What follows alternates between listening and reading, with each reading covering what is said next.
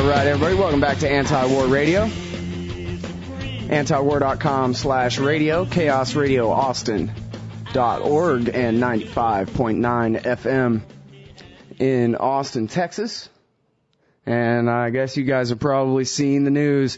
There's a red dragon rising.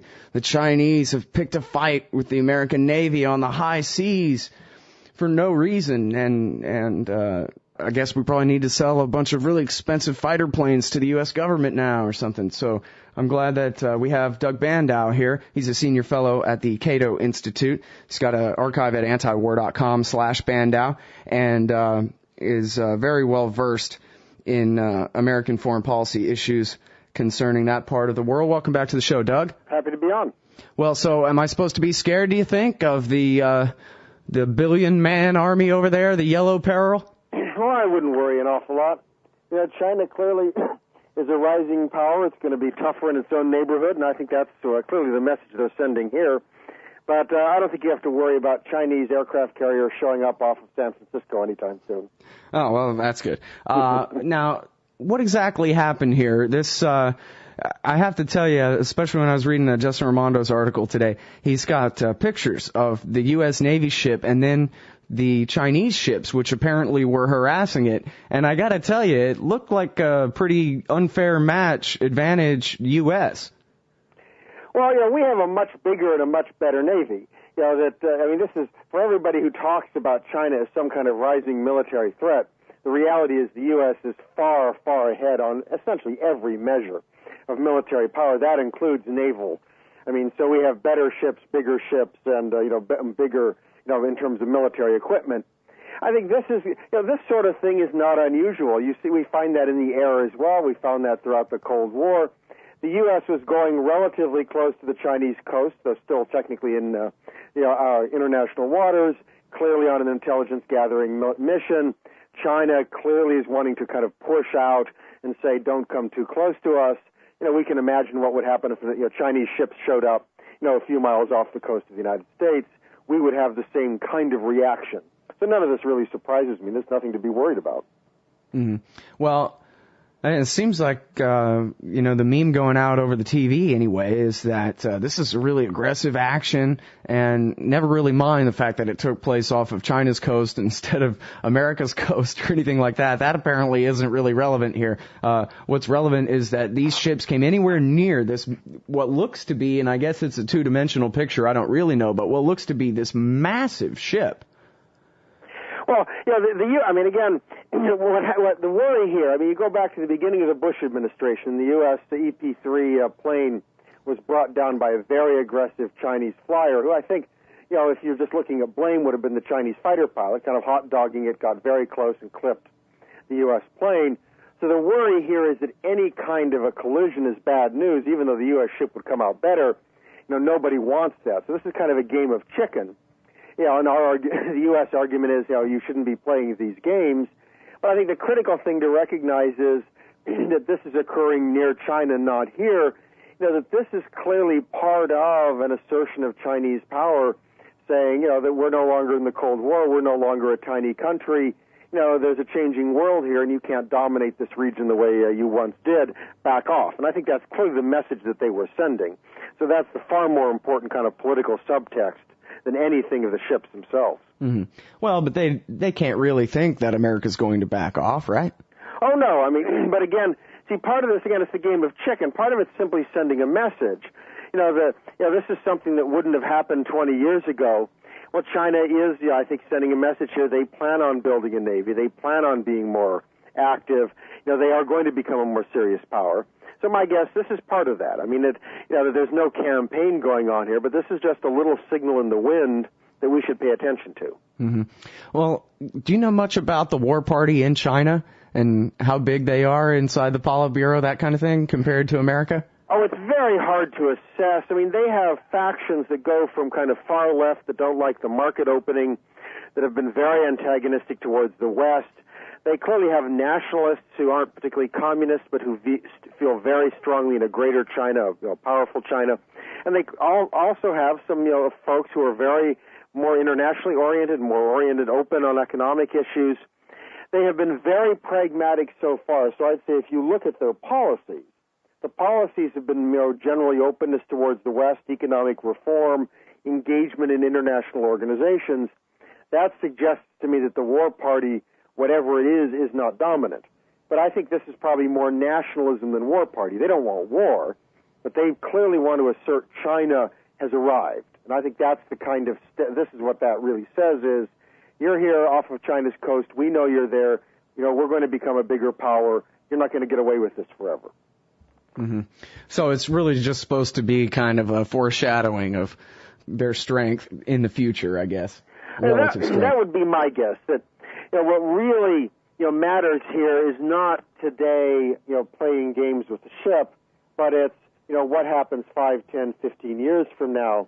And I think that China is signaling it's going to be a very different world then, so we need to keep that in mind. Mm-hmm. Yeah, well, and I guess it's looking more and more like that as our economy dips more toward their level and theirs rises toward ours. It's kind of a convergence going on there. We obviously, we just cannot continue to try to patrol the entire globe and be a global empire. That we clearly couldn't afford it before the economic collapse. We certainly can't afford it now, and that's going to be even more so in the future. Mm-hmm.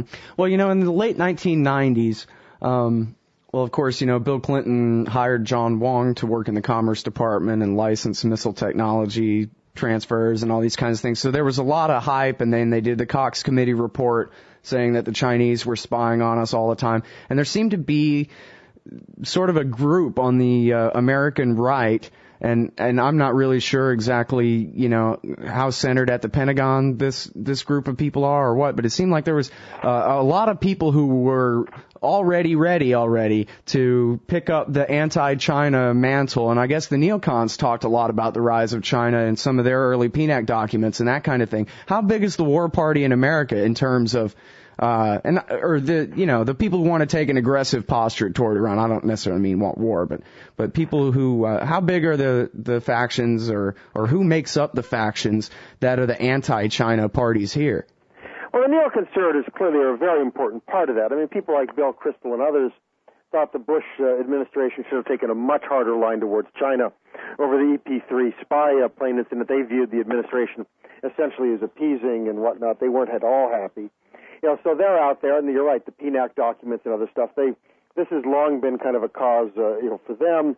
And then some of the more traditional conservative hawks, have also done, so there have been a number of books, China is the next enemy. I mean, there's a long kind of history of that, going back to American support for Chiang Kai-shek that I think, really helps explain that. That's never really died, and it's not so much neoconservative. It's a very traditional kind of hawkish conservatism, which has always viewed kind of the Reds over there, and don't clearly view the changes as being as important as I think they are, and that mixes in, frankly, with some human rights activists and others who, for understandable reasons, don't like China's human rights record and would like to take a much more aggressive stance on that, as well as some of the religious right activists, who to some degree have the same kind of perspective. They see China as a problem because of religious persecution. And then you throw on top of that some of the protectionists. I mean, there's a fairly potent anti-China coalition that in the past has been held in check in many ways by kind of the economic issues, but it might have more potency in this administration, not so much the military hawkishness, but issues like trade and human rights might loom larger with the Obama administration. Well, now that's really interesting, when you have I guess protectionists on the left and the right, labor union types and certain businesses on both sides of the aisle there. As you say, the human rights activists on both sides of the aisle there because of the abortion issue there on the right. And I guess human life only matters before it's born. I'm not sure how it works with those people. That does seem to be a strange, some of these war supporters, you do kind of wonder about that. Yeah, it really is strange. But then, so wait a minute, it sounds like, if I'm counting on my fingers right, really the only coalition of people with power in this country who oppose a hawkish stance on China and want to keep relations as open as possible is basically those greedy, self-interested pigs on Wall Street who now have fallen way out of favor, right? Yeah, I think they're the most important ones. I mean, there's also, to some degree, kind of a diplomatic establishment and, internationalist kind of group of folks, some of whom were businessmen, some of whom were other things, academics and others, who also recognize, the importance of the China relationship. And I think there are traditional, look, Chaz Freeman, he's an example. Traditionalist conservatives who are not the Uberhawks. These are people who recognized how reaching out to China was important during the Cold War, and also understand that this relationship is extraordinarily important, this century. So it's not just the business people, but politically, they were the most important part of the kind of pro-China coalition. And you're right, they have at the moment not nearly as much influence. So I do worry about where the relationship might go, that with this administration, it's going to be weighted towards criticism. And this is not a relationship you want to tank at a time where the economy is going down, trade is shrinking, and there are a lot of, people want a more hawkish stand towards them. Mm-hmm. Well, I'm sure that you probably, being the libertarian you are, agree with me, and I guess I've read you writing along these lines before, but could you make the case then for the listeners of why, for example, the relationship with China, maybe even now more than ever, must stay as open as possible, and why we should avoid any, letting the hawkish groups on either side get any kind of real sway over the policy here? Well, yeah, I look at it this way, that China is clearly a rising power. We're the superpower. They're a power. The economy is going to be bigger than ours at some point in the next 20, 30, 40 years. They are not going to remain in a docile position in East Asia.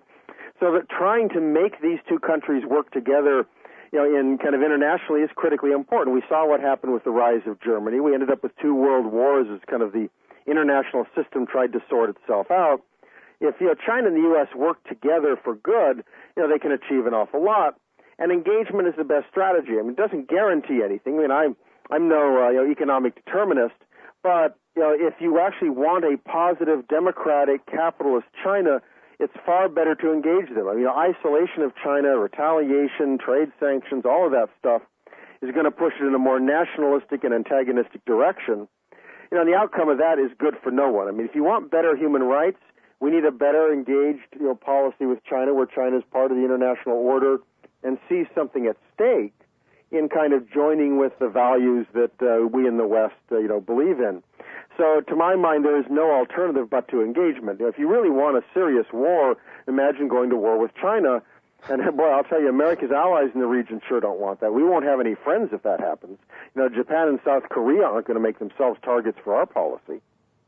Yeah, well, certainly not. And the thing is, too, I was just reading the headline the other day where a Chinese minister gave a speech and said, we're not going to be like the Americans at all. We're not going to follow your democratic system at all. And I was just thinking of, what a poor example we've been making for the rest of the world to follow. Just before I brought you on here, I played this old clip of William Jennings Bryan talking about how the American Republic can bring down monarchies with its silent example. And how do you like that? And yet, here, to probably the average Chinaman, the Americans are nothing but hypocrites when they talk about their Declaration of Independence.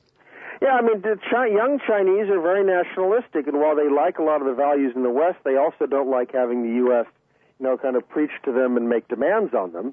And we have to take that into account. We wouldn't like it if other, if Chinese, officials showed up in the U.S. and started telling us how to run our affairs. Chinese don't like it when we show up telling them how to run their affairs. So again, if you want to encourage the right people in China, openness, engagement, trade are the best way to encourage them. If you try to close off China, you're going to encourage the worst factions there, and the ultimate result's going to be bad for everybody.